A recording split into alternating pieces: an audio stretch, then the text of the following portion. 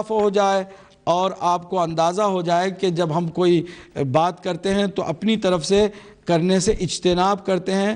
اللہ سبحانہ وتعالیٰ کبھی بھی اس شخص کو معاف نہیں کرتا جو قرآن کے معاملے میں زیادتی کرتا ہے اور اپنے معانی قرآن کے الفاظ کو دینے کی کوشش کرتا ہے۔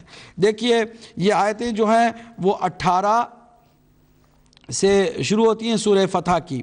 سورہ فتح کی 18ویں آیت کا ترجمہ یہ ہے: لَقَدْ رَضِيَ اللَّهُ عَنِ الْمُؤْمِنِينَ، بے تحقیق اللہ ان مومنین سے راضی ہو گیا جو درخت کے نیچے آپ کی بیعت کر رہے تھے، پس جو ان کے دلوں میں تھا وہ اللہ کو معلوم ہو گیا، لہٰذا اللہ نے ان پر سکون یعنی وہی سکینہ قرار نازل کیا اور انہیں قریبی فتح عنایت فرمائی۔ یہ 18ویں آیت کا ترجمہ ہو گیا۔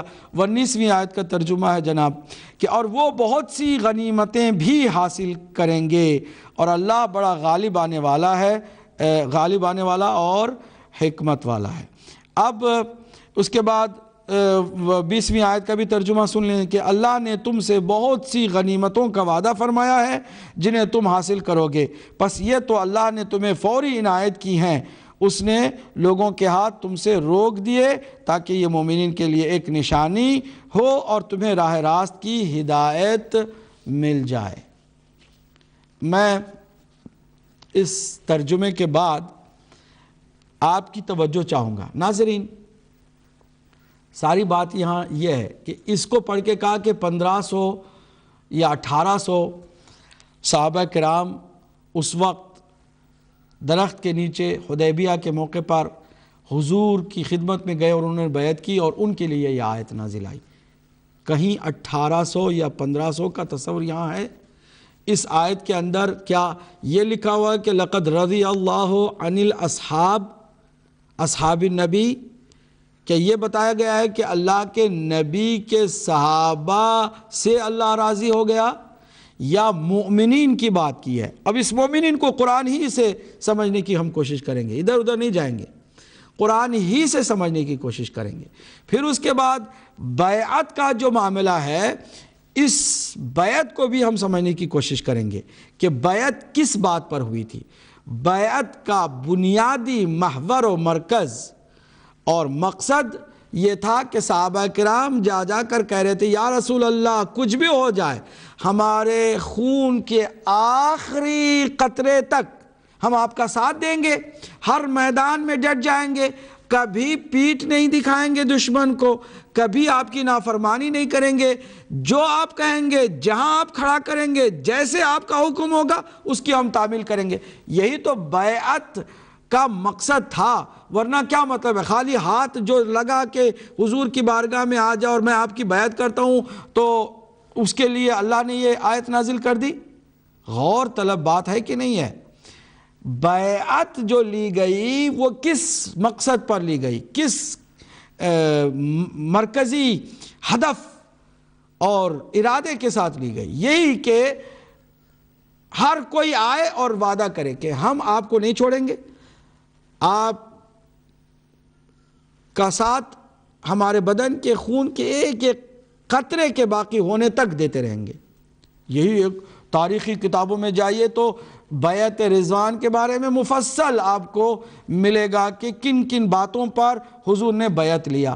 چلو یہ بنیادی بات تو یہ کہ آپ کا ہم ساتھ دیں گے، آپ کی نافرمانی نہیں کریں گے، آپ کو تنہا نہیں چھوڑیں گے، آپ کے ساتھ ہر میدان میں ڈٹیں گے، پیٹھ نہیں دکھائیں گے، بھاگیں گے نہیں، یہی ہے نا؟ اور اسی بات کی طرف قرآن نے بھی بعد میں ہمیں اشارہ دیا ہے اور واضح کیا ہے کہ بیعت آپ سے ہم نے اسی بنیاد پر لی تھی۔ اگر اس آیت کو پڑھ کے کوئی لوگوں کو گمراہ کرنے کے لیے کہے کہ میں اس آیت کا مفہوم آپ کو اور اس کی تفسیر میں آپ کو اہل تشیع کی معتبر تفسیر المیزان سے آپ کو بتا رہا ہوں اور اس کے بعد حوالہ بھی دے، حوالہ دینے کے بعد اپنے ہی خیالی گھوڑوں کو دوڑائے اور اپنی تفسیر بھی رائے سے کہے کہ 15 اس میں نکات ہیں جناب، اور 15 نکات سے ثابت ہے کہ رسول اللہ صلی اللہ علیہ وسلم کے ہاتھ میں جو بیعت کرنے والے تھے جتنے بھی صحابہ 1500 یا 1800 سارے کے سارے اللہ ان سے راضی ہو گیا ہے اور وہ بخشے گئے ہیں اور ان کے اندر کوئی خامی نہیں ہو سکتی، ان کے اندر کوئی غلطی نہیں ہو سکتی۔ اور پھر اس پر جناب لوگوں کی سادگی سے فائدہ اٹھاتے ہوئے قرآن سے جو محبت ہے لوگوں کی، اس محبت کا ناجائز فائدہ اٹھاتے ہوئے کہا کہ اگر قرآن کو آپ مانتے ہیں تو اس کو بھی آپ مانیں گے، اگر آپ نے نہیں مانا تو گویا کہ آپ نے قرآن کے خلاف رائے قائم کی۔ اب کون مسلمان بیچارہ سیدھا سادہ کہے گا کہ میں قرآن کے خلاف جاؤں گا؟ وہ ڈر جائے گا نا۔ لیکن ہم آپ کی خدمت میں بتا رہے ہیں کہ آپ کی آنکھ میں آنکھ ڈال کے قرآن کی آیت کو بھی آپ کو سمجھائیں گے اور قرآن کی دیگر آیتوں سے بھی آپ کو سمجھائیں گے کہ تفسیر بھی رائے کر کے اپنا خیال پیش کرنا اور ہے، قرآن کو قرآن سے سمجھنا اور ہے۔ آئیے وہ جو بات کی گئی کہ علامہ سید محمد حسین طباطبائی کی تفسیر اس آیت کے ذیل میں جو ہے اس سے میں بتاتا ہوں، تو انہوں نے تو نہیں بتایا بلکہ اپنے خیالی گھوڑے دوڑائے۔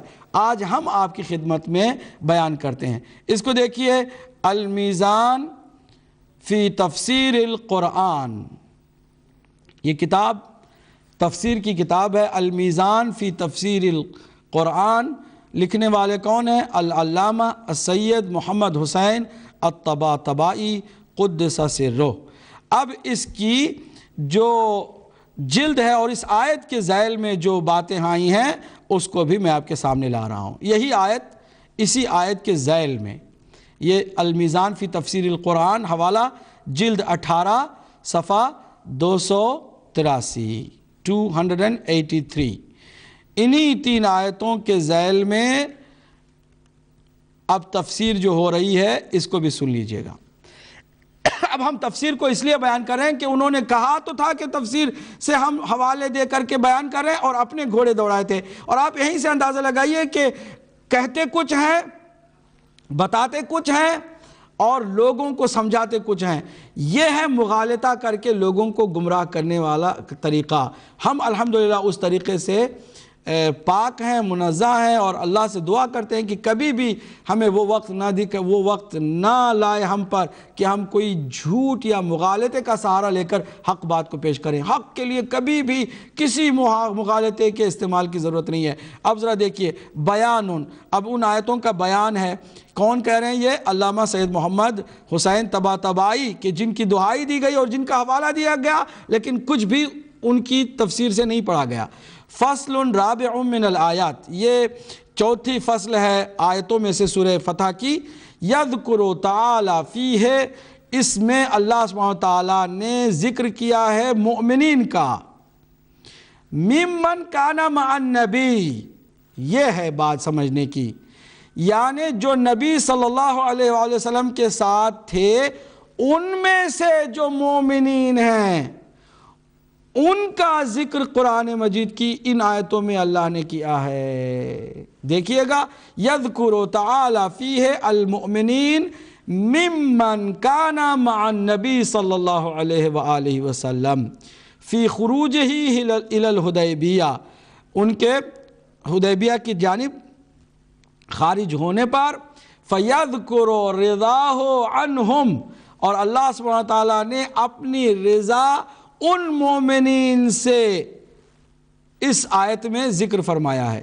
اذ بایعون النبی صلی اللہ علیہ وآلہ وسلم تحت الشجرہ، یعنی جب ان مومنین نے نبی مکرم کی بیعت کی تھی درخت کے نیچے۔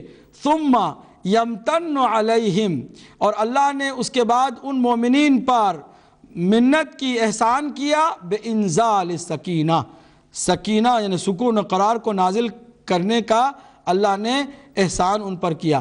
وَإِثَابَةِ فَتْحٍ قریب، اور جو نزدیک، جو قریب فتح ملنے والی ہے ان کی بھی اس میں ان کو خوشخبری دی۔ وَمَغَانِمَ كَثِيرَةٍ يَأْخُذُونَهَا، اور وہ بہت سا مال غنیمت کہ جو انہوں نے حاصل کیا، اس کا بھی اس میں اللہ نے ذکر کیا ہے۔ اب آپ دیکھیے، اس آیت کی ابتدائی بیان ہی سے ظاہر کر دیا کہ سب کے لیے نہیں ہے بلکہ مومنین کے لیے ہے، ان میں سے کہ جو رسول اللہ کے ساتھ ہے، یعنی صحابہ کرام میں سے جو مومنین تھے جن کے دل و دماغ اور عمل ایک تھے، نفاق جن کے اندر موجود نہیں تھا، دل میں جو بات تھی وہی زبان پر تھی، ان کے کردار میں بھی وہی ایمان چھلک رہا تھا اور جھلک رہا تھا، ان مومنین کے لیے یہ آیت نازل ہوئی ہے۔ یہ نہیں کہ جتنے بھی ساتھ میں تھے ان